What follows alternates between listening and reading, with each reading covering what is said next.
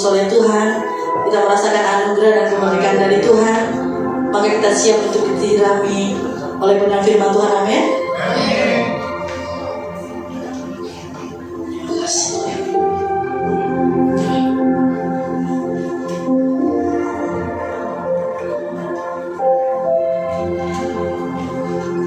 Terima kasih Yesus.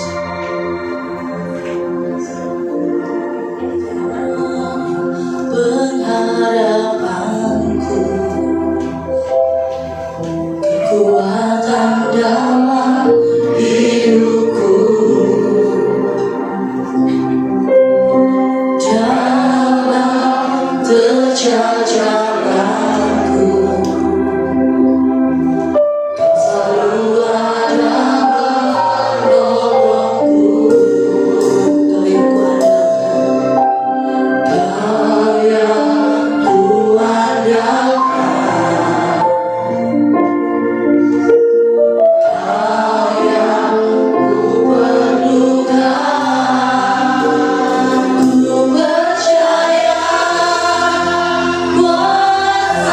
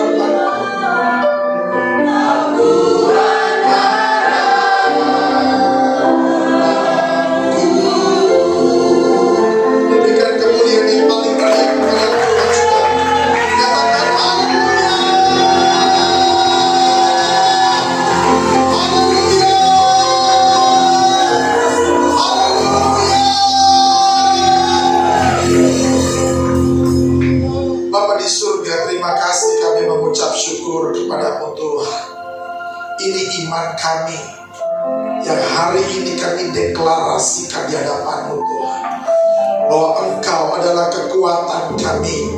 Engkau adalah pengharapan kami. Engkau adalah yang memulihkan kehidupan kami. Engkau Allah yang menyembuhkan kami. Engkau Allah yang membuat kami menjadi manusia-manusia merdeka. Engkau Allah yang menyembuhkan segala sakit penyakit kami, Tuhan. Engkau Allah yang berdaulat sepenuhnya atas kehidupan kami, Tuhan. Terima kasih untuk otoritas-Mu. Terima kasih untuk kuasa-Mu yang begitu nyata dalam kehidupan kami, Tuhan. Terima kasih untuk segala hal yang Kau kerjakan di dalam kehidupan kami, Tuhan. Kami sungguh percaya mujizat itu terus nyata dalam kehidupan kami. Terobosan demi terobosan itu terus terjadi dalam kehidupan kami, Tuhan. Sehingga kami akan melihat, kami akan memandang, dan kami akan menikmati betapa luar biasanya mujizat-Mu itu atas kami, Tuhan. Apa yang mustahil bagi manusia, tidak ada yang mustahil bagi Tuhan. Tidak ada yang mustahil bagi Tuhan. Tidak ada yang mustahil bagi Tuhan. Bapak, terima kasih, Tuhan. Sebentar kami mau duduk diam dalam hadirat-Mu, Tuhan. Kami mau belajar tentang kebenaran firman-Mu. Biar firman-Mu menjadi kekuatan kami, menjadi rema di dalam kehidupan kami. Urapi kami semua, Tuhan. Urapi hamba-Mu yang akan menyampaikan firman-Mu pada sore malam hari ini, Tuhan. Biar hamba-Mu yang menyampaikan dan anak-anak-Mu yang mendengar, semuanya diberkati, Tuhan. Terima kasih, Bapak. Terima kasih, Tuhan. Di dalam nama Tuhan Yesus. Haleluya. Mari kita sama-sama katakan amin.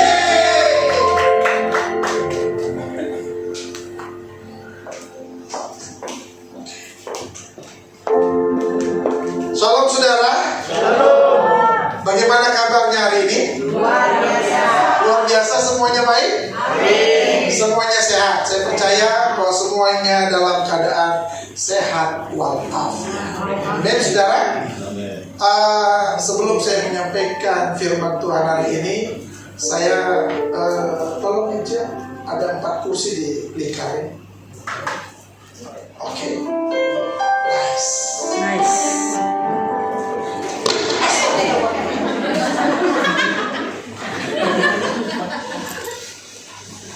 Kan kaget tuh. Di sini aja yang aja.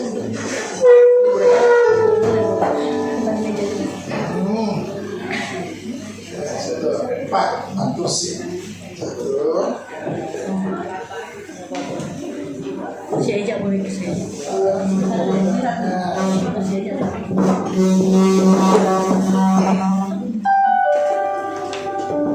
Jangan dekat jaga jauh. Eja duduk di situ. Terus mana Yakobus? Yakobus, James, sini. Namanya kan Yakobus kalau masih bisa. Duduk sini.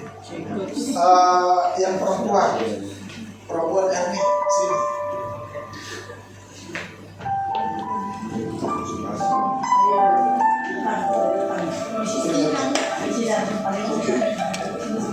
Saudara, ini adalah hamba Tuhan yang luar biasa, yang hari ini mereka mau meeting untuk kemajuan gereja. Kemajuan gereja JKI BTP. Amen? Ya, silakan diskusi. Bagaimana caranya bikin maju di gereja? Iya kan? Dan jangan lupa, ini juga ikut hadir. Dia ikut meeting juga, saudara. Semua sudah lihat? Ini siapa namanya? Ini Boni. Oke. Ayo silakan rapat. Bagaimana bikin maju di gereja? Terus kita, menurut kamu bagaimana? Menurut kamu bagaimana? Ayo silakan dari Bapak Pendeta Eja Ginting. Iya. Berapa tambahnya? Sebut.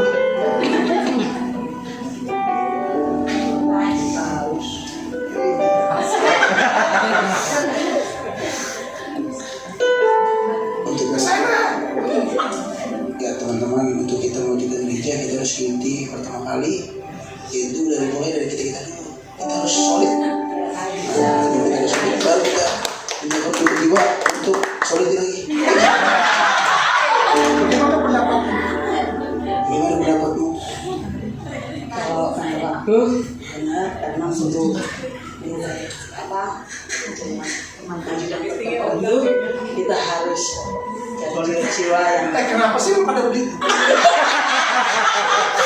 Itu biasa. iya. Saya sangat setuju dengan pendapat Eja bahwa jiwa-jiwa. Oh iya. Kamu bagaimana? Benar sih, kita memang harus unity siang dan malam.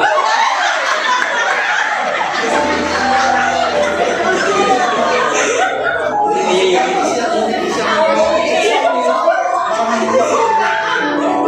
Maksudnya apa unity siang dan malam? Maksudnya kita harus selalu puji penyembah Tuhan. Udah. Nah, yang Kubus nanya sama Boni, menurut Boni gimana? Menurut Boni gimana nih, Bang? Boni jawab. Tanya aja. Menurut Boni gimana? Kok diem aja?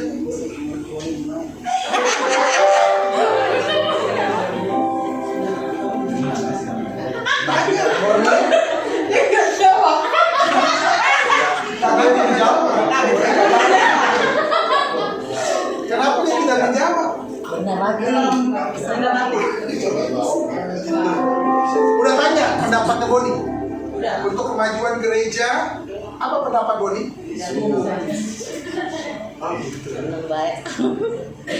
Jadi dia nggak ada jawaban sama sekali. Kira-kira di dalam meeting ini dia berdampak nggak? Oh, buang aja kalau gitu. Kalau nggak berdampak, kecuali kalau dia berdampak, dia punya pendapat boleh lah. Boni, silakan utarakan pendapatmu, Boni.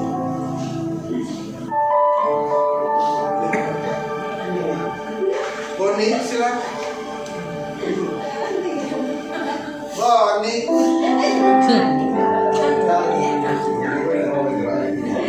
Apa pendapatmu, Boni?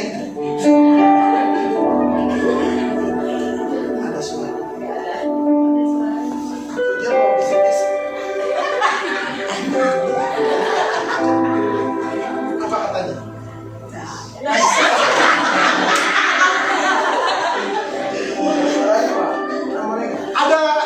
Ada dampaknya enggak di meeting ini? Sehebat apapun meetingnya, sebesar apapun meetingnya, Boni ini nggak punya dampak apa-apa. Dia ada memang di situ, di dalam meeting itu dia ada, tapi dia nggak punya dampak apapun. Betul, saudara? Oke, nice. Thank you very much. Itu ada pendeta Eja Ginting, lalu ada pendeta Yakobus, lalu ada pendeta Ernie, lalu ada satu namanya Boni. Kira-kira menurut saudara, Boni itu berdampak apa enggak? Tapi ada kan? Tapi nggak berdampak kan? Kenapa nggak berdampak? Hari ini kita akan belajar dari satu tema. Ada satu tema yang akan kita pelajari bersama. Apa temanya? Present but not voting. Itu adalah tema kita hari ini yang akan kita pelajari bersama. Ini ada namanya seorang Jeremy Bentham. Adalah seorang tokoh reformasi politik pada zamannya sekitar tahun 1820-an. Selain itu, beliau juga terkenal dengan filosofi utilitarian. Apa itu? Utilitarianisme merupakan suatu paham etis yang berpendapat bahwa yang baik adalah yang berguna, berfaedah, dan menguntungkan. Sebaliknya, yang jahat atau buruk adalah yang tidak bermanfaat, tidak berfaedah, dan merugikan. Itu menurut pendapat dia. Beliau meninggal pada usia 84 tahun dan hingga kini rangka tubuhnya kayak gini masih diawetkan dan didisplay di University College London. Saudara, sampai saat ini dia masih duduk seperti ini, sudah. Jadi apa? Mumi atau patung gitu ya. Nah, Setiap kali mengadakan rapat para staf di Universitas College London tersebut, selalu membawa mumi dari Jeremy Bentham ke dalam ruang rapat kayak tadi. Ada si Bonnie. Dan kehadirannya dihitung sebagai apa? Present Present but not voting. Ada, tapi gak ada dampaknya. Kenapa? Karena dia udah mati, saudara. Betul? Ada sih. Ujungnya ada. Dia duduk di dalam meeting itu, di dalam rapat seperti tadi, tapi dia gak bisa ngapa-ngapain. Dia gak bisa ngomong, gak melakukan voting juga, gak kasih pendapat juga, saudara. Makanya apa? Present but not voting, saudara. Kehadiran sesosok mumi dalam ruang rapat dengan status present but not voting tentu saja tidak mempengaruhi apa-apa, betul? Tidak mempengaruhi hasil keputusan rapat. Artinya ada tidak ada kesimpulannya sama saja. Artinya apa? Tidak ada bedanya. Walaupun ada wujudnya, tapi dia sudah mati. Dia tidak bisa berkasih pendapat apapun dan tidak bisa memberikan kesimpulan apapun, saudara. Kenapa? Karena dia sudah mati. Tapi kehadirannya dihitung sebagai apa? Present but not voting. Artinya tahu, saudara? Ada tapi gak berdampak. Ada orangnya tapi gak berdampak apa-apa. Ada wujudnya tapi tidak berdampak apa-apa. Itu namanya present but not voting. Di dalam Alkitab ditulis gini, di dalam Lukas 10 ayat 30 sampai dengan 37. Coba dibuka, saudara punya Alkitab di Holy Quran.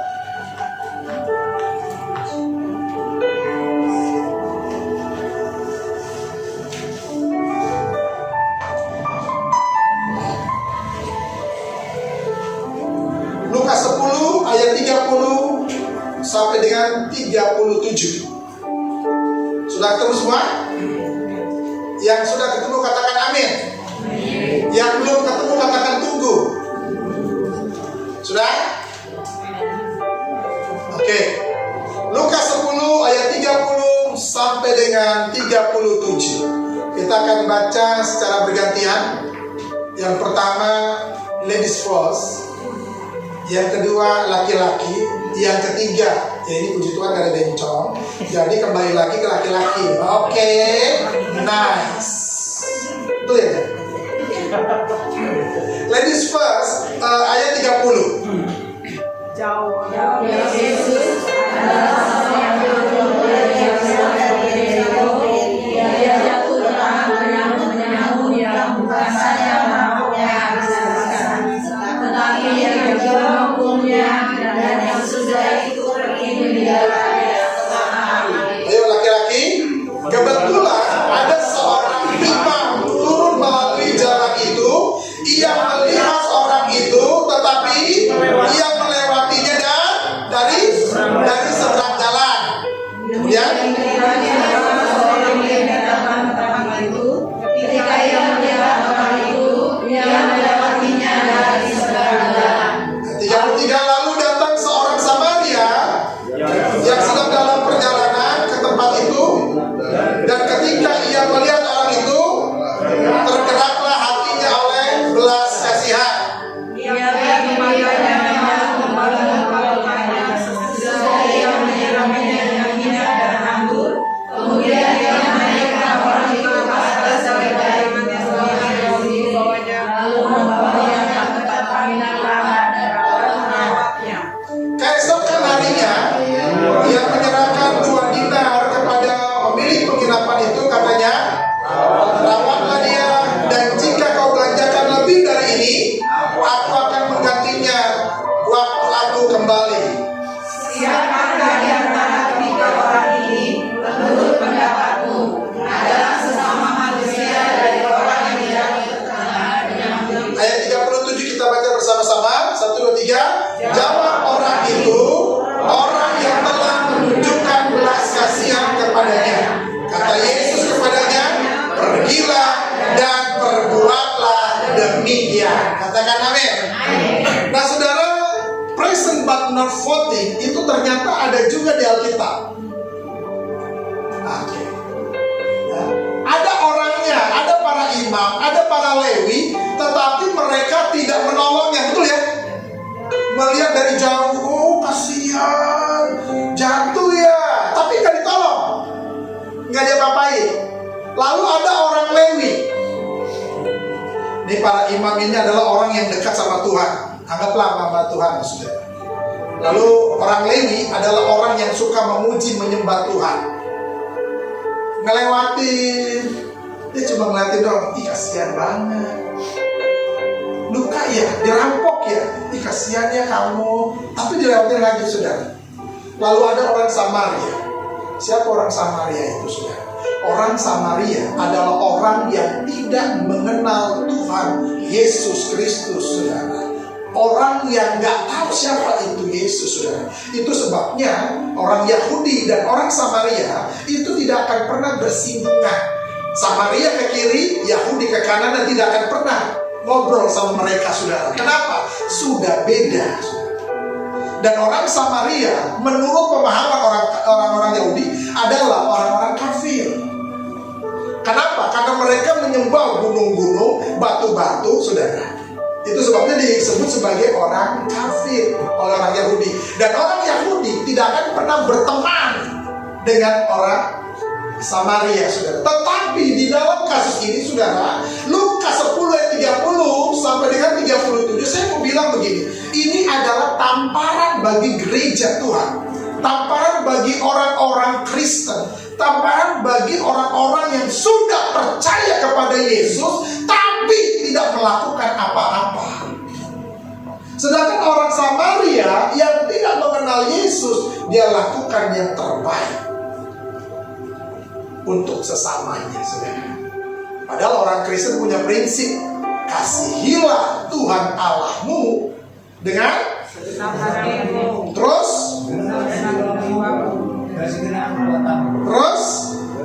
dan kasihilah sesamamu manusia.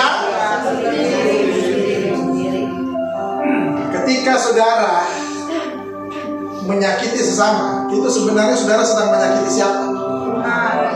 Salah. Alkitab kan bilang kasihilah sesamamu manusia seperti engkau mengasihi dirimu sendiri. Ketika contoh ya, Ibu Nela menyakiti hati Ibu siapa? Marsia. Oh, Mariance.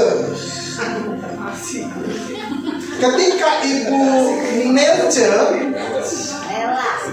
ya sama Mariance gitu, Bu, nggak apa-apa lah ya. Ketika Ibu Nelce menyakiti hati Ibu Mariance, yang terjadi adalah Ibu Nela sebenarnya menyakiti hatinya sendiri. Ketika engkau merusak orang lain, sebenarnya engkau merusak dirimu sendiri.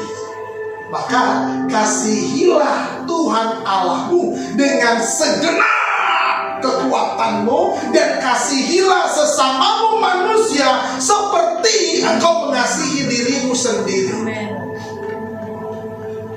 Seorang suami yang menyakiti hati istrinya, itu sama halnya suami itu menyakiti dirinya sendiri. Betul ya? Tapi di sini nggak ada suami-suami yang menyakiti. Di sini suaminya baik-baik semua. Haleluya. Kok nggak ada yang amin ya? Yang amin perempuan loh, gue jadi bingung. Berarti jujur, Pak. Oh, jujur. Berarti bener ya? Oh, bener apa, Pak? Bener nyakitin gitu? Enggak. Seorang suami, dia memukul istrinya, artinya dia sedang menyakiti dan memukul dirinya sendiri. Betul, saudara? Begitu pula sebaliknya. Kalau ada istri yang menyakiti suaminya, tapi nggak ada lah istri menyakiti suami ya. Ada. Suami istri itu paling lemah, dia selalu tersakiti hatinya. Makanya KDRT ya korban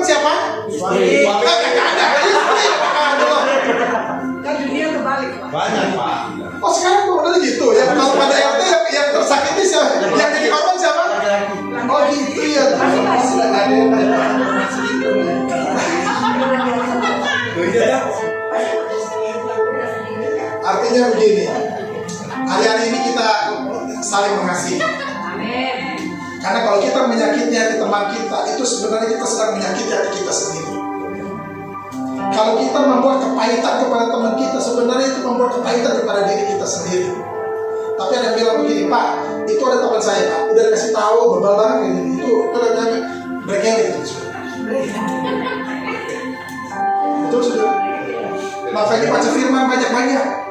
Semakin kita banyak baca firman, semakin kita diperbaiki dan dikoreksi hidup kita, sudah. Amin. Jadi hari ini kita belajar tentang present but not voting. Ada imam, ada orang Lewi, dan ada orang Samaria. Posisi saudara di mana? Bisa dijawab. Pasti saudara jawabnya, saya seperti orang Samaria, Pak. Betul ya? Pasti begitu. Kenapa? Orang Samaria baik kok. Coba yang baik itu orang Lewi. Saya seperti orang Lewi, Pak. Gitu. Makanya saya nggak tahu posisi saudara. Apakah posisi saudara ada di bagian imam, di bagian Lewi, atau di bagian Samaria? Saudara yang tahu, saudara. Amin. Jadi tidak ada dusta di antara kita. Ada 3 hal yang dapat kita pelajari dari Lukas 10 ayat 30 sampai dengan 37 ini tentang present but not voting ini, saudara. Yang pertama begini. Kebetulan ada seorang imam turun melalui jalan itu, ya. Lalu ia melihat orang itu, tetapi melewatinya dari seberang jalan. Jadi ceritanya tuh ngeliatnya tuh dari jauh, di seberang jalan sana. Iya, ada orang kan dirampok, dihajar, kasihan banget loh. Tapi jalan. Demikian juga ada seorang Lewi datang ke tempat itu. Ketika ia melihat orang itu, ia melewatinya dari seberang jalan juga, saudara. Melewati semua. Padahal mereka tahu ada orang yang lagi susah, yang harus ditolong. Apa yang harus kita lakukan, saudara? Peka terhadap kebutuhan di sekitar kita. Ini yang dapat kita pelajari, saudara. Apa sih kebutuhannya? Dia butuh kasih sayang kan?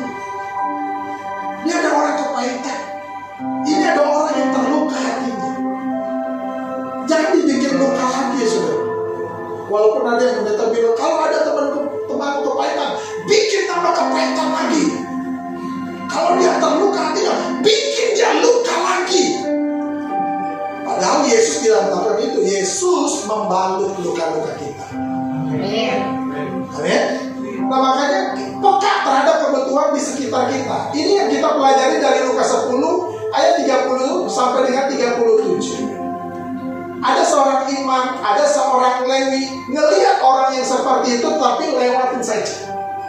Tidak ada reaksi apapun, tidak ada pertolongan apapun, saudara. Kenapa? Karena tidak peka terhadap kebutuhan di sekitarnya. Hari ini ketika kita mempelajari ini, saudara, kita harus peka kebutuhan dari teman-teman kita. Kebutuhan itu bukan bicara materi saja. Betul, saudara? Bukan dari materi saja, tetapi kebutuhan itu dari jasmani dan rohani juga. Bagaimana kerohaniannya? Oh, ini perlu ditolong, ini perlu didoakan, gitu, saudara. Betul, saudara? Jadi ini bukan bicara masalah duit aja, saudara. Ya, jadi ini bukan bicara masalah duit. Duit itu nomor sekian. Kebutuhannya apa? Apa yang bisa saya dapat lakukan untuk teman-teman saya ini? Apa yang bisa saya perbuat untuk orang ini? Amin, saudara. Amin. Menurut saudara, para jemaat Tuhan, gereja ini berdampak nggak bagi jemaat Tuhan? Berdampak sekali. Jujur. Berdampak sekali dalam. Kalau nggak jujur nggak usah. Bilang aja, Pak, maaf ya, saya nggak pernah dikunjungin, saya nggak pernah dikasih sembako. Ada dampaknya di gereja? Ada besar sekali dalam kehidupan saya. Oh, Ya. terus? Karena semakin lama semakin besar, Ibu Mary dan para pengerja selalu merangkul saya di saat sedih, bahagia, dan sekarang warung saya juga semakin berdampak lebih besar lagi.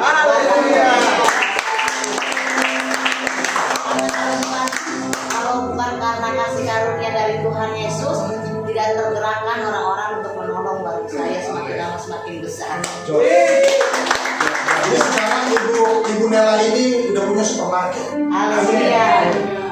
Oh ya, Amin. namanya Nela Mart. Amin. Sini je, Sini Mart. Ya. Apakah gereja ini berdampak bagi kehidupan saudara? Sekarang Mereka tadi panas-panasan. Ibu Gembala yang turun langsung ke lapangan semester. Saya sangat bahagia sekali atas yang mereka telah. Pak Ferdi sering atur-atur. Iya, walaupun panas-panasan, apalagi Ibu Gembala jam 12 Esther, Sakto, kepada saya.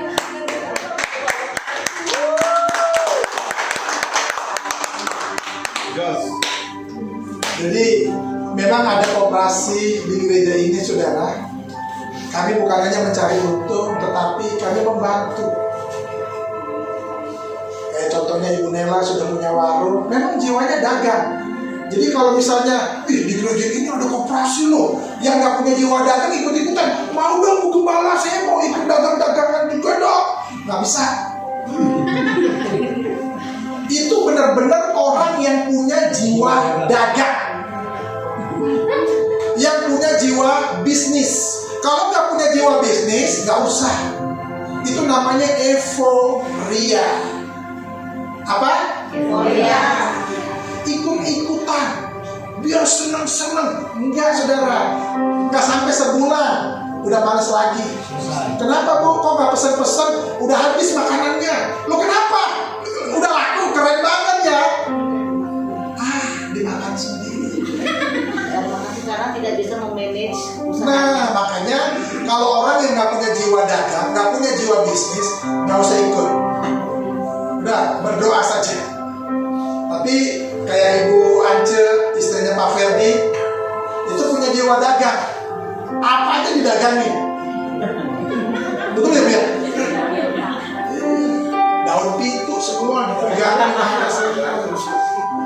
Pokoknya semua punya jiwa dagang. Kalau nggak punya jiwa dagang jangan. Karena Ibu Mary juga akan berdoa sama Tuhan. Kira-kira bisa nggak saya tolong orang ini? Hati-hati saudara. Artinya gini, gereja GKI BTP itu harus berdampak bagi Bapak Ibu para jemaat Tuhan. Dan jemaat Tuhan itu juga harus berdampak bagi gereja. Jangan petang-petang datang dengar firman Tuhan, habis itu pulang. Nggak nanya tuh sama Bapak Gembalanya, sama pengerjanya, sama Ibu Gembala. Bu, ini gereja kayaknya udah panas nih. Emang dari dulu udah panas. Kayaknya kurang AC. Bisa nggak saya tambahin AC? Bu, ini sebentar lagi hujan deras loh. Ini nih udah mau bocor-bocor nih. Bisa nggak saya betulin ini gereja? Artinya apa? Keberadaan saudara nggak seperti Jeremy Bentham, nggak seperti si Boni ini. Ada tapi nggak punya dampak. Artinya apa? Present but not floating. Ada yang bilang gini, Pak Pendeta khotbahnya minta duit sama enggak. Saya nggak minta duit sama Bapak Ibu, saudara. Justru saudara harus pahami gereja ini ada karena duit saudara. Haleluya. Kan nanti saudara habis khotbah nih, kan ada kolektor kan.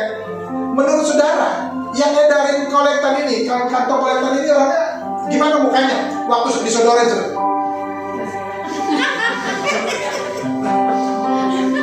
Apakah dia tetap berhenti pada waktu saudara tidak memberi waktu? Tidak. Dia lanjut kan? Saya dulu juga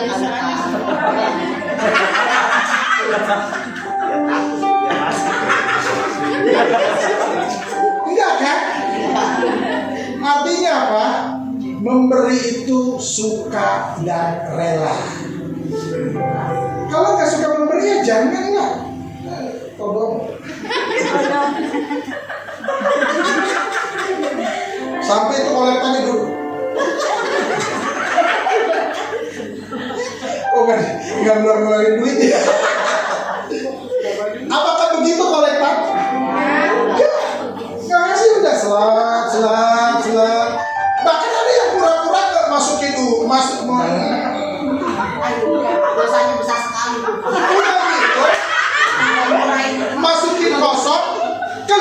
sih? Jadi pas bendahara kayaknya Tuhan. Tapi di sini enggak. Memang ada contoh-contoh. Di sini orangnya suka memberi. Jadi jangan seperti si Boni itu. Present but not voting. Ada dia, tapi nggak punya dampak apa-apa. Diajak ngobrol susah, dimintain pendapat juga susah. Ya apalagi diminta duit. Itu dia aja. Jadi kota hari ini bukan minta duit sudah, tapi hiduplah yang berdampak. Jangan seperti imam dan jangan seperti orang Lewi itu. Masa kalah sama orang Samaria yang nggak kenal Tuhan Yesus, dia memberi loh, keren banget tuh orang saudara. Bahkan kalau saudara baca itu ayat bagus banget, betul saudara. Jadi nanti kalau ada kolektan, saudara harus siap-siap. Jangan sampai tuh kolektan matanya udah melotot.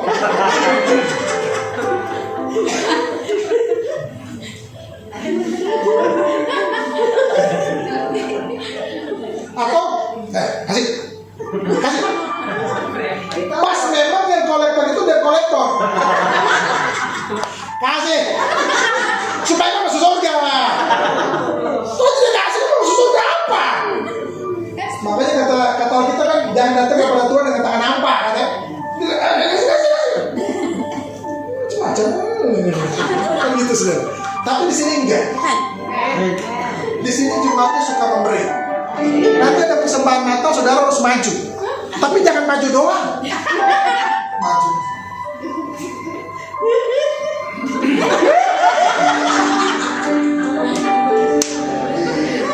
Pekan terhadap kebutuhan. Amin. Kita punya teman-teman. Jangan aja sekedar berteman, saudara. Tapi kita tahu apa sih kebutuhan dia ini. Apa sih? Dia lagi butuh apa? Saudara. Betul, saudara? Dia ini lagi apa yang dia mau? Jadi jangan hanya sekedar berteman. Berteman udah lama, 50 tahun berteman. Dari sejak muda, belum masih jomblo, sampai udah punya anak. Tapi dia tidak pernah memberi kepada teman itu. Kan temannya ulang tahun. Apa yang kau sudah berikan kepada dia pada waktu dia ulang tahun? Doa. Berapa kali dia ulang tahun? Apa hadiahmu? Doa. Jangan doa aja. Ada yang kelihatan. Baju ke apa ke? Artinya apa? Peka terhadap sesama. Betul saudara? Bukan untuk ini loh, bukan untuk minta-minta, tidak, tapi seperti Yesus. Untuk apa dia turun ke dunia, saudara? Karena dia peka terhadap dunia ini, peka terhadap kebutuhan saudara. Amin. Amin. Bahwa saudara butuh yang namanya keselamatan. Jadi melihat dan tahu, tapi cuek, pura-pura, nggak peka. Apa? Jangan punya mentalitas emang gue pikirin, masa bodo amat. Yang kedua apa? Ini yang dapat kita pelajari dari kitab Lukas 10 ayat 30 sampai dengan 37. Yang kedua apa? Kerelaan membayar harga. Lalu datang seorang Samaria yang sedang dalam perjalanan ke tempat itu, dan ketika ia melihat orang itu, tergeraklah hatinya oleh belas kasihan. Doa. Amin saudara. Kan ada 3D ya. Doa, daya, terus apa lagi? Doa, daya, apa lagi? Doa, daya, duit. Dan orang Samaria melihat itu, lalu tergeraklah hatinya oleh lihat orang para imam dan orang Lewi ngelihat tapi cuek. Tapi kalau orang Samaria, dia melihat dan tergeraklah hatinya oleh belas kasihan. Ada doa. Yang kita berikan apa sih? Membayar kita, kerelaan membayar harga apa? Kita doa.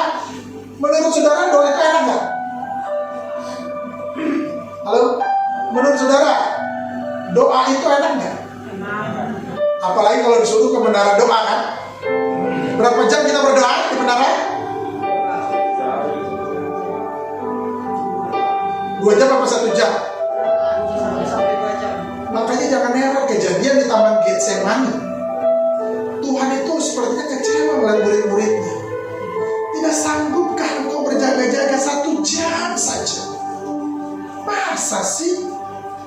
Nah, Bapak Ibu yang pernah ke Taman Getsemani, Taman Getsemani itu memang sejuk sudah, enak banget. Itu bawaannya tidur kalau situ memang. Makanya jangan heran murid-murid Yesus itu semuanya tertidur ketika di situ. Tergeraklah hatinya oleh belas kasihan peka terhadap sesama, lalu apa yang dilakukan? Dia rela bayar harga apa? Doa. Makanya banyak orang kalau berdoa itu gelisah. Kapan selesainya sih? Kapan selesainya sih? Kapan selesainya sih? Itu duduknya udah gak tenang. Kadang-kadang sana. Susah banget sih. Aduh, doanya apa ya? Tuhan gak minta berjam-jam kita berdoa, saudara. Tuhan minta 1 jam saja kita berdoa, tapi doanya berkualitas. Amin. Rela bayar harga, apalagi saudara? Daya. Lalu ia pergi kepadanya, kepada siapa?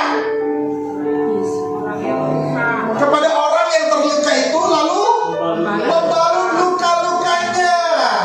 Lalu sesudah ia menyiraminya dengan minyak dan anggur, kemudian ia menaikkan orang itu ke atas keledai tunggangannya sendiri, lalu membawanya ke tempat penginapan dan merawatnya. Kira-kira si orang Samaria itu posisinya di mana? Hah? Bukan. Posisinya di tanah. Kan dia bawa keledai. Lalu orang yang sakit itu, yang terluka itu, yang dirampok itu ditaruh di atas keledainya. Nah, orang Samaria di mana posisi? Jalan kan? Sambil membawa keledainya kan? Lalu ada orang yang terluka itu kan? Bayar harga. Bayar harga itu gak enak, saudara. Kenapa? Apa yang kita suka, kita gak boleh lakukan. Apa yang kita suka banget, itu kita gak bisa lakukan lagi. Kenapa? Menderita hidup kita kalau kita tidak lakukan itu, saudara. Misalnya ada orang yang suka jengkol. Siapa sih yang suka jengkol? Ada satu kali aku pengen makan jengkol, tapi gak dapet. Menderita kan? Betul, saudara? Siapa di sini yang suka minum?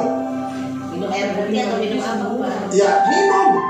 Bukan minum air putih. Atau kopi lah, apa gitulah. Kopi, teh gitu kan. Itu menjadi kesukaan gitu.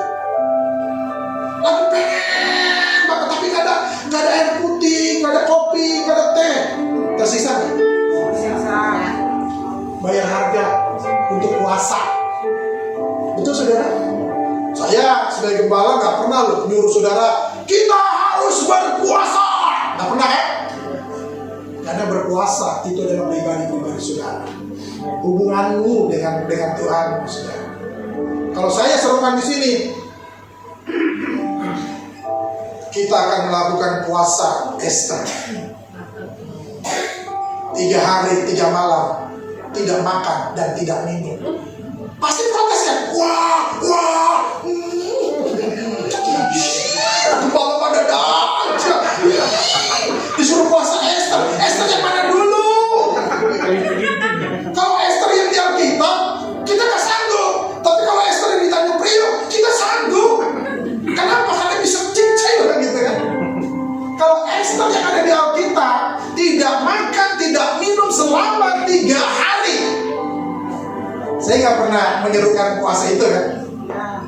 Gak pernah kan? Oke. Sebentar lagi kita akan akhir tahun. Untuk memasuki akhir tahun ini, mulai bulan Desember, dari tanggal 1 Desember sampai tanggal 30 Desember, tanggal 31 Desember, kita berpuasa selama sebulan penuh itu. Pasti udah mulai. Tuh benar kan itu dari Tuhan tuh. Benar kan itu dari Tuhan tuh. Itu banyak kemarin kan ada aja tuh gaya-gaya kayak suruh puasa sekarang gitu. Dia nggak tahu kan kita puasa terus setiap hari. Kalau makan gak ada enggak, kenapa? Gak ada duit. Makanya saya nggak pernah nyuruh saudara puasa, karena saya tahu saudara udah pasti banyak puasa.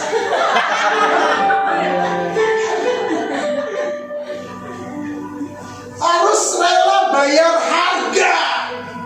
Ada daya, tadi doa, sekarang daya kekuatan kita. Makanya dia jalan loh saudara. Sedangkan orang yang sakit itu, orang yang terluka itu ditaruh di keledainya. Dia jalan dari tempat itu sampai ke penginapan saudara. Ya memang kita nggak kasih tahu berapa kilometer itu dia punya penginapan saudara. Tapi disitulah dia melihat ada rela bayar harga. Dia mau berlelah-lelah, dia mau menderita untuk orang yang sakit ini. Jadi kalau diminta bantuannya, ini bicara tenaga. Misalnya ini pembangunan gereja kan gitu ya. Bapak Ibu yang mau bantu nukang-nukang, terus apa itu semen-semen atau naik ke atas, siap ya?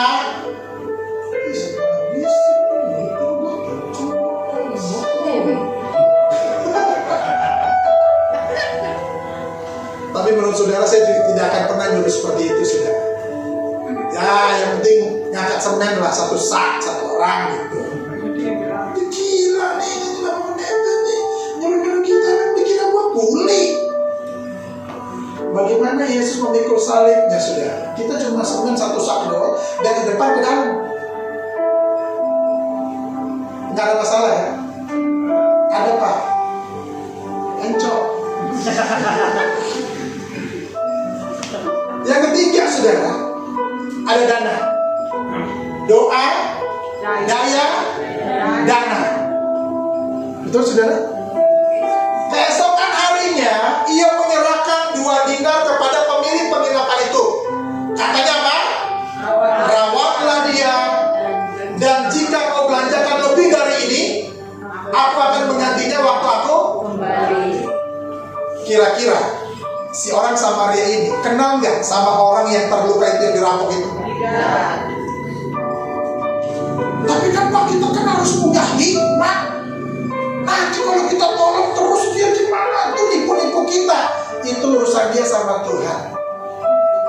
Makanya kita dikasih tahu sama Tuhan, harus cerdik seperti cerdik apa licik? Oke, bukan licik. Cerdik seperti ular, tulus seperti merpati. Nah, si orang Samaria ini cerdik. Cerdiknya apa? Dia bawa orang itu, dia nggak kasih duit langsung loh. Nih ya, gua kasih duit, nanti lu ke dokter sendirian. Enggak kan? Dia bawa orang itu, lalu dia bawa ke penginapan bersama dengan dia. Lalu dia ngomong sama si punya penginapan itu, tolong rawat dia. Ini gue kasih duit sekian. Kalau misalnya kurang, nanti gue akan ganti lagi, gue tambahin lagi pada waktu gue datang. Artinya tidak ada tipu-tipu di sini. Saya pernah ditipu oleh jemaat saya sendiri waktu di GBI Warakas. Pak Pendeta, nih ibu nangis-nangis. Pak Pendeta, aduh, tolong bayarin kontrakan saya Pak Pendeta. Kalau nggak dibayarin hari ini Pak Pendeta, saya diusir dari rumah itu. Kalau diusir saya mau kemana Bapak Pendeta? Akhirnya karena pendetanya itu penuh belas kasihan, saya kasihlah uang itu. Nih Bu, bayar. Menurut saudara dibayarin nggak ke kontrakannya? Enggak. Dibayarin nggak? Kenapa enggak? Orang itu tidak membayar kontrakannya saudara. Lalu diapain uangnya? Main judi. Lalu dia datang lagi ke saya, Pak Pendeta, ini waktunya anak saya sekolah, tapi dia nggak punya baju seragam, nggak punya buku-buku. Bapak Pendeta, tolong bantu saya untuk saya beli buku sama beli baju seragamnya. Oke. Kita kita beli baju seragam dan beli buku bersama dengan saya. Harus cerdik saudara. Bersama dengan saya. Wah, Bapak Pendeta gak usah ikut. Gak usah. Nanti Bapak Pendeta capek loh. Kan di pasar becek. Terus apa lagi? Becek.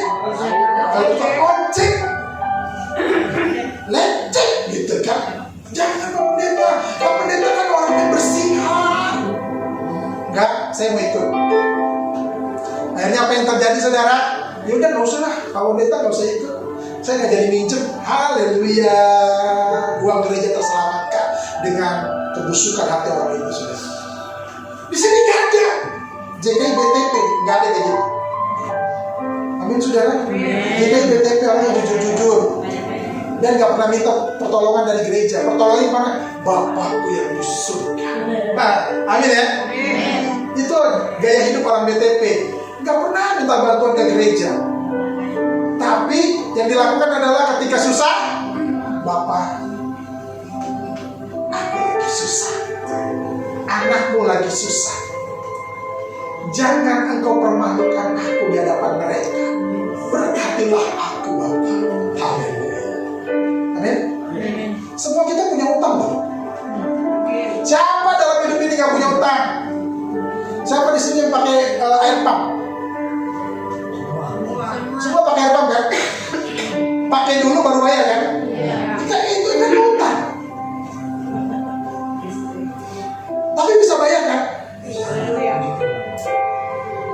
Artinya apa? Selama saudara hidup sampai sekarang, saudara masih mampu untuk membayar itu. Amin. Katakan kanan kirinya, saya keren. Oke, terus. Halo. Slide-nya Ibu Ria. Jadi rawatlah dia, dan jika kau belanjakan lebih dari ini, aku akan menggantinya waktu aku kembali. Tidak hanya kasihan, tapi apa? Bergerak dan ada tindakan. Banyak orang bilang kasihan, tapi tidak ada kegerakannya, saudara. Betul, saudara? Doa dan bertindak. Katakan amin. Amin. Yang ketiga, bersedia bekerja sama, saudara. Keesokan harinya ia menyerahkan 2 dinar kepada siapa? Pemilik penginapan itu. Katanya apa? Rawatlah dia. Nah, pemiliknya siapa? Pemilik penginapan itu gak ada yang tahu, saudara. Tapi dia bisa kerja sama. Sama siapa? Si orang Samaria. Amin. Jadi kalau kita mau diberkati Tuhan, kita harus bisa kerjasama yang baik. Suami istri harus bisa kerjasama yang baik. Jangan yang satu ke kanan, yang satu ke kiri, sudah. Itu namanya nggak sepakat. Dan doa yang tidak sepakat tidak akan pernah dijawab doanya sama Tuhan. Yang dijawab adalah doa yang sepakat. Katakan amin. Orang Samaria bekerja sama dengan pemilik penginapan itu, sudah. Tuhan memanggil kita bukan untuk menjadi pemancing, tetapi menjadi apa? Penjala. Kenapa? Karena pemancing itu ada 1 orang, saudara. Kan satu pancingan 1 orang ya? Dapatnya cuma 1. Tapi kalau ngejala, banyak sekali, saudara. Betul? Menjala butuh banyak orang untuk menarik ikan yang sangat banyak. Artinya apa? Kita bisa bermitra, bekerja sama, saudara. Amin. Antara jemaat dengan gereja itu harus bisa bekerja sama dengan baik. Jangan sampai gereja sama jemaat berantem dulu. Kalau ada jemaat ini, dia lagi datang. Ih, malas banget gua melihat itu. Nanti jemaatnya juga ngomong gitu. Ih, sebenarnya gua malas datang ke gereja ini. Cuma bagaimana ya, karena Tuhan. Udah, ikutlah. Jadi datang ke gereja itu bukan tulus, ikhlas dan setia, tapi udah punya rasa dongkol di hati, saudara. Kita harus bisa bekerja sama dengan baik. Untuk apa? Bikin ini gereja maju. Amin. Kemajuan jemaat adalah kemajuan gereja. Kemajuan gereja adalah kemajuan jemaat. Jangan gerejanya besar, jemaatnya miskin. Jangan jemaatnya kaya raya, gerejanya miskin. Itu gak ada keseimbangan. Alkitab sudah mengajar kita bagaimana hidup jemaat mula-mula. Ada subsidi silang, ada keseimbangan di situ, saudara. Kita harus sama-sama berhasil, kita harus sama-sama sukses, kita harus sama-sama kaya raya secara jasmani dan rohani. Bersama-sama kita bertumbuh dalam iman kita, dalam kepenuhan Roh Kudus, dalam pengenalan akan Allah. Kita harus sama-sama bertumbuh itu, saudara. Amin. Itu namanya kita bermitra. Jangan gereja sama jemaat berberantem mulu, musuhan mulu. Enggak, saudara. Kita harus bermitra dengan baik. Apa? Together, bersama kita bisa. Katakan kanan kirinya, yuk bisa yuk. Semangat. Ayo katakan kanan kirinya, yuk bisa yuk. Semangat. Ayo sekali lagi katakan semangatnya yang bagus, saudara. Ayo semangat. Ayo 1, 2, 3 kanan kirinya bilang apa? Yuk bisa ya. Semangat. Kasih tepuk tangan dulu, saudara. Pesan Tuhan hari ini mengingatkan kepada kita bahwa hidup itu harus berdampak dan berarti. Tetapi jika harus hidup di dunia ini itu berarti bagiku apa? Bekerja, menghasilkan buah. Hidup yang tidak berdampak adalah hidup dalam dunia present but not voting. Hidup yang tidak berguna. Lebih baik untuk apa hidup? Gak ada gunanya, sudah. Malah nyusahin orang, nyusahin tetangga, nyusahin gereja. Sebentar saya minta sama gereja, minta bantuan sama gereja. Biaya melahirkan, Pak, 5 anak ditolong semua sama gereja. Gila kali. Makanya uang diakonia itu bukan untuk orang biaya melahirkan, bantuan tidak. Diakonia itu untuk orang sakit dan orang mati. Kedukaan. Kenapa? Karena orang berduka, orang mati tidak ada yang direncanakan. Orang sakit ada yang direncanakan, ada yang mau rencana sakit untuk hari Senin? Ada yang Monday, gitu kan? Ada yang mau rencana sakit hari Senin?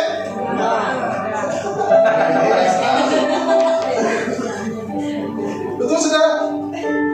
Kalau untuk melahirkan, apa namanya? Untuk hamil, ada yang direncanakan nggak? Bikin anak 5 kali, kepala. Amin. Mau melahirkan, lu yang enak, gue yang susah. Tapi kalau dari teman-teman tergerak hatinya oleh belas kasihan untuk mau menolong, silahkan. Understand? Jadi bukan untuk uang kontrakan juga, uang diakonia. Makanya harus rajin bekerja, harus kuat dalam hidup ini, saudara. Berjuang dalam hidup ini. Seperti Omai Rama, berjuang sekuat tenaga. Kristen tak berdampak adalah Kristen hidup dalam dunia boneka,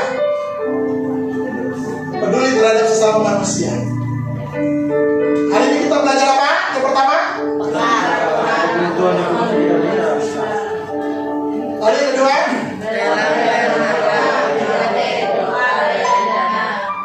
lalu katakan amin. Katakan kanan kirinya, saya siap jadi pelaku firman. Amin. Kita akan perjamuan kudus.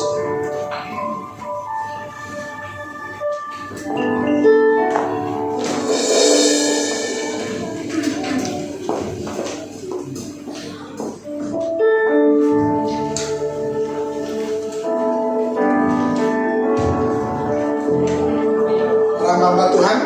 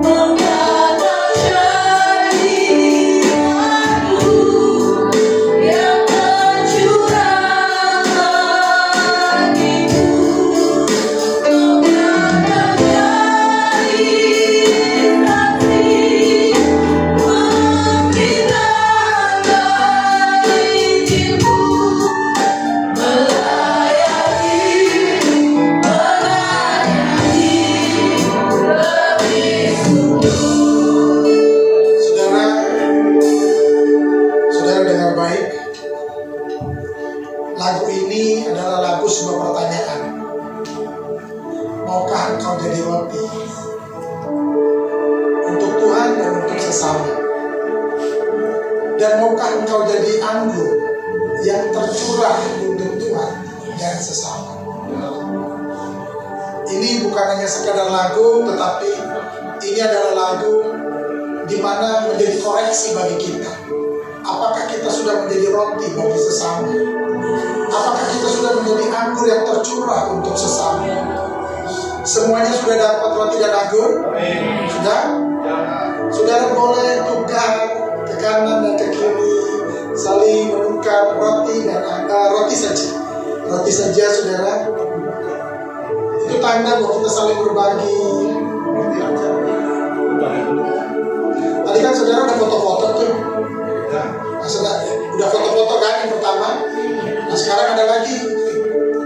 Nanti foto lagi saudara. Nanti kita tukar lagi. Saudara, ini yang harus saudara pahami baik-baik. Berapa kali kita perjamuan kudus, dan berapa kali juga kita gak mengerti tentang makna dari perjamuan kudus itu, saudara.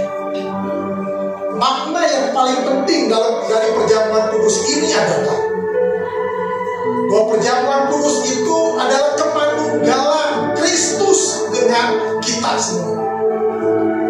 Roti dan anggur itu sudah ada sama kita. Tubuh dan darah Kristus itu sudah ada sama kita. Artinya hidup kita adalah kepenuhan Kristus. Kalau hidup kita kepenuhan Kristus, masihkah kita menyakiti sesama? Kalau hidup kita sudah penuh kehidupan dengan Kristus itu, saudara, bisakah kita membuat orang itu menjadi sakit karena kita, saudara? Biar melalui perjamuan kudus ini mengingatkan kita betapa kasihnya Tuhan akan kita semua. Mari kita bangkit berdiri, saudara. Masing-masing introspeksi diri. Sebelum kita memasuki perjamuan kudus ini, apakah aku masih menyakiti sesama? Apakah aku benar-benar mengasihi Tuhan? Apakah aku menyakiti suamiku? Apakah aku menyakiti istriku? Apakah aku menyakiti teman-temanku? Apakah aku menyakiti jemaatku? Apakah aku menyakiti gembalaku? Apakah aku menyakiti sesama umat Tuhan di dalam gereja? Kalau kita masih ada saling menyakiti, mari kita minta ampun sama Tuhan, saudara. Karena sebelum kita memasuki perjamuan kudus ini, semua harus kudus. Pola pikir kita, gaya hidup kita, itu semua harus kudus, saudara.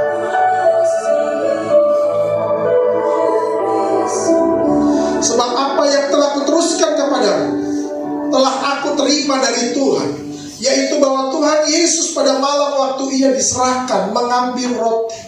Mari sidang jemaat yang terkasih, kita angkat roti di tangan kanan kita tinggi-tinggi. Dan sesudah itu ia mengucap syukur atasnya. Ia memecah-mecahkannya dan berkata, inilah tubuhku yang diserahkan bagi kamu. Perbuatlah ini menjadi peringatan akan aku. Saudara, Bapak, Ibu, sidang jemaat yang terkasih, bukankah roti yang kita pecah-pecahkan ini adalah persekutuan dengan tubuh Kristus? Mari kita makan di dalam nama Tuhan Yesus.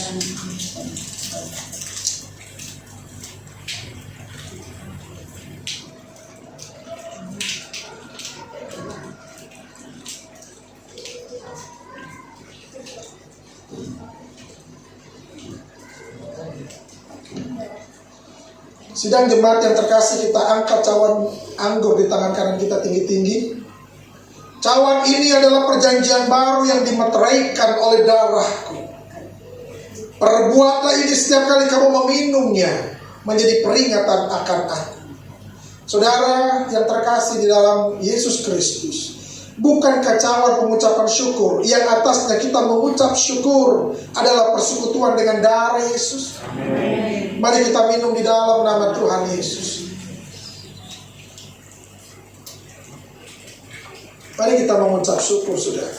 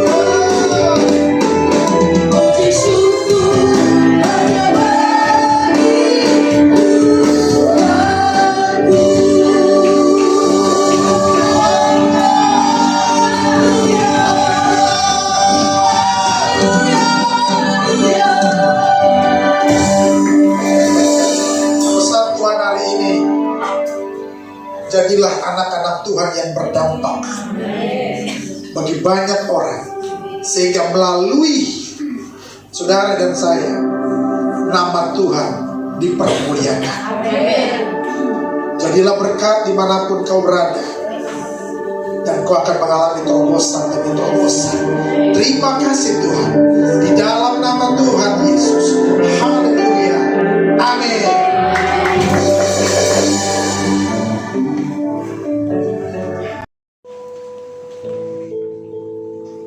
Kita satu dalam doa. Bapa, dalam nama Tuhan Yesus, ajaib kuasa-Mu, tak terbatas kasih-Mu. Malam hari ini kami bersyukur kami boleh memuji dan menyembah Engkau dalam roh dan kebenaran. Terima kasih Bapa atas setiap kepercayaan, kasih karunia yang Tuhan berikan bagi kami. Kami boleh mendengarkan firman Tuhan. Biarlah firman yang sudah kami dengar, biarlah itu menjadi rema bagi dalam kehidupan kami, dalam rumah tangga kami, bahkan pribadi kami menjadi pelaku firman. Terima kasih Bapa, teguran, nasihat, bahkan mengingat kami bahwa melalui firman Tuhan kami semakin hari diperbarui kehidupan kami, semakin hari lebih baik, semakin hari kami mencintai Tuhan. Terima kasih Bapa, dan di malam hari ini kami berdoa, bersepakat untuk memberkati gembala kami, Pak Iksan Ferdinand Palopo Tuhan, beserta kedua wakil gembala. Tuhan kiranya memberkati hamba-hamba Tuhan ini. Tuhan memberkati setiap program, perencanaan, visi misi yang Tuhan percayakan bahwa tahun 2023 adalah tahun terobosan. Biarlah melalui visi yang Tuhan percayakan baik gembala, bahkan kedua wakil yang ada Tuhan, bahkan Tuhan menyertai apa saja yang mereka lakukan, Tuhan menyertai berhasil dan beruntung. Berkati keluarga mereka, anak-anak mereka Tuhan, apa saja yang menjadi pengharapan, pekerjaan mereka, semua kami dipercaya, semua dalam perlindungan Tuhan. Apa saja yang mereka lakukan, cita-citakan, impi-impikan, semuanya dalam lindungan Tuhan, dalam penyertaan Tuhan. Terima kasih Bapa, kami serahkan seluruh pelayan kasih karunia Tuhan oleh gembala, bahkan kedua wakil aman dalam lindungan Tuhan. Terima kasih Bapa, di dalam nama Tuhan Yesus kami berdoa untuk Sinode JKI. Tuhan berkati Sinode JKI di mana kami berdiri, kami bernaung di dalam Sinode JKI Jemaat Kristen Indonesia, baik ketua Sinode yang ada Tuhan, bahkan seluruh jajaran BPD, DPD, bahkan semua korwil-korwil yang ada. Tuhan Yesus memberkati, biarlah kesehatian tumbuh bersama untuk menangkan jiwa melalui Sinode JKI Jemaat Kristen ini bisa berdampak bagi bangsa ini Tuhan, bahkan dunia ini Tuhan. Biar kesehatian Tuhan senantiasa berikan, kehausan lapar akan firman Tuhan senantiasa disampaikan. Biarlah semakin hari perkembangan pertumbuhan gereja JKI ini semakin hari dilihat orang, kemuliaan Tuhan dinyatakan bagi Sinode JKI. Kami serahkan Sinode JKI, bahkan ketua Sinode semuanya jajaran di dalam lindungan Tuhan dan penyertaan Tuhan. Terima kasih Bapa, di dalam nama Tuhan Yesus kami berdoa untuk setiap pelayan Tuhan yang sudah melayani hari ini, baik WL Singers, tim musik yang ada, usher yang ada, multimedia, soundman yang ada. Tuhan berkati guru sekolah minggu yang ada. Kami memberikan yang terbaik untuk hormat dan kemuliaan nama-Mu Tuhan. Biarlah kami semakin hari bergairah, intim, sehati sepikir Tuhan untuk melayani. Kami menjaga hati kami, memiliki hati hamba dalam setiap aspek pelayanan kami, hidup kami, pelayanan kami, bukan tentang kami, melainkan tentang Engkau Tuhan Yesus, sehingga nama Tuhan dimuliakan dan diagungkan. Terima kasih Bapa, di dalam nama Tuhan Yesus kami berdoa untuk bangsa Indonesia. Kami mengangkat bangsa Indonesia, shalom bangsa Indonesia, negara yang kami cintai. Biarlah pengenalan akan Tuhan, hujan pertobatan senantiasa Kau berikan bagi bangsa ini. Biarlah semua orang bertekuk lutut mengaku Yesus Kristus adalah Tuhan dan Juru Selamat. Ada pemulihan, ada terobosan bagi bangsa Indonesia. Tahun depan ada tahun politik, ya Tuhan, Tuhan. Curahkan belas kasihan-Mu. Biarlah bangsa ini memiliki bangsa yang takut akan Tuhan. Pemimpin yang berasal dari Tuhan Kau berikan, sehingga keamanan di tahun depan Tuhan, tahun politik, keamanan itu berjalan dengan baik, sehingga pesta demokrasi itu berjalan dengan baik, karena perlindungan, penyertaan Tuhan senantiasa sempurna bagi seluruh jajaran KPU, TNI, Polri sebagai benteng bangsa ini Tuhan. Biarlah pesta demokrasi itu berjalan dengan baik, semua aman dalam lindungan Tuhan. Kami tetap sepakat untuk berdoa untuk bangsa Indonesia yang kami cintai. Terima kasih Bapa, Kau dahsyat, Kau luar biasa. Haleluya. Bapa, di dalam nama Tuhan Yesus, malam hari ini kami mau berdoa Tuhan buat setiap anggota jemaat yang boleh hadir malam hari ini Bapa. Kami bersyukur buat kehadiran setiap anggota jemaat Tuhan. Biarlah Tuhan boleh Engkau memberkati, bahkan firman Tuhan yang sudah disampaikan, setiap anggota jemaat boleh mendapatkan sesuatu yang luar biasa. Bahkan mereka boleh menjadi orang yang berbeda ketika mereka datang dan mereka pulang membawa berkat-berkat buat keluarga yang ada di rumah. Malam hari ini juga kami mau berdoa Tuhan buat setiap anggota jemaat kami yang berhari ulang tahun sepanjang bulan Oktober, hari ulang tahun pribadi maupun ulang tahun pernikahan. Biarlah semua jemaat yang berhari ulang tahun di bulan Oktober boleh mengangkat tangan dan kita akan mendoakan bersama-sama. Ya Tuhan, Tuhan melihat setiap tangan-tangan yang terangkat. Tuhan yang mengetahui bahkan mengenal setiap pribadi yang boleh akan berhari ulang tahun di sepanjang bulan Oktober ini, bahkan ulang tahun pernikahan. Tuhan, biarlah Engkau tambah-tambahkan usia dan Engkau tambah-tambahkan hikmat, bahkan Engkau tambah-tambahkan iman untuk semakin setia kepada Tuhan. Biarlah setiap jemaat kami yang berulang tahun akan menjadi pribadi yang luar biasa, berintegritas kepada Tuhan. Dan biarlah kualitas iman boleh terlihat, bahkan setiap apapun pekerjaan, apapun tugas dan tanggung jawab boleh berjalan dengan baik, karena mereka bersama-sama dengan Tuhan. Terima kasih ya Tuhan. Kami juga teringat untuk berdoa setiap anggota jemaat kami yang saat ini sedang sakit tapi masih tetap datang untuk beribadah. Kami bersyukur Tuhan buat iman yang ada dari setiap jemaat kami. Biarlah ketika mereka datang, mereka mendapatkan kesembuhan, mereka dipulihkan, dan mereka akan siap untuk melakukan setiap perkara, bahkan perkara yang ajaib mereka lakukan bersama Tuhan. Kami juga berdoa dan mengangkat tangan buat setiap anggota jemaat kami yang tidak sempat datang karena sakit. Ya Tuhan, dari tempat ini kami mengangkat tangan dan berdoa, biarlah mujizat Tuhan masih terjadi. Mujizat Tuhan masih ada sampai saat ini Tuhan. Kalau kami melihat cerita-cerita Alkitab, kami percaya setiap mujizat yang terjadi itu pun teralami buat setiap anggota jemaat kami. Yang sakit Tuhan sembuhkan, yang beban berat Tuhan berikan kelepasan. Terima kasih Tuhan, terima kasih. Kami bersyukur Tuhan. Dan malam hari ini sebelum kami mau mengakhiri doa ini Tuhan, kami akan menyempurnakan setiap doa-doa permohonan kami dengan doa agung Bapa kami yang akan kami ucapkan bersama-sama. Bapa kami yang ada di surga, dikuduskan namamu, datanglah kerajaanmu, jadilah kehendak-mu di bumi seperti di surga. Berikanlah kami pada hari ini makanan kami yang secukupnya, dan ampuni kesalahan kami, seperti kami juga mengampuni orang yang bersalah kepada kami, dan jangan membawa kami dalam pencobaan, tetapi lepaskan kami daripada yang jahat. Karena Engkau yang memiliki kerajaan dan kuasa dan kemuliaan sampai selama-lamanya. Kita akan menerima berkat dari hamba-Nya. Mari saudara angkat tangan tinggi-tinggi dan terimalah berkat dari surga. Biar berkat damai sejahtera Allah, berkat sukacita surga, bahkan berkat yang berlimpah-limpah, terimalah itu di dalam nama Tuhan